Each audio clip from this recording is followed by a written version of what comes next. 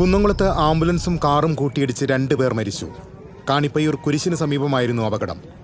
അപകടത്തിൽ ആംബുലൻസിലും കാറിലും ഉണ്ടായിരുന്ന നിരവധി പേർക്ക് പരിക്കേറ്റു.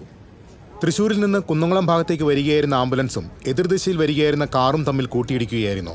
അപകട സമയത്ത് ആംബുലൻസിൽ 6 പേരും കാറിൽ 2 പേരും ഉണ്ടായിരുന്നതായി പറയുന്നു. പരിക്കേറ്റവരെ കാണിപ്പയ്യൂരിലെ സ്വകാര്യ ആശുപത്രിയിൽ പ്രവേശിപ്പിച്ചു. ആംബുലൻസിലുണ്ടായിരുന്ന രോഗിയും ഒപ്പമുണ്ടായിരുന്ന ആളുമാണ് മരിച്ചത്. ഒരാൾക്ക് മറ്റേ ബാക്കി 2 ആൾക്ക്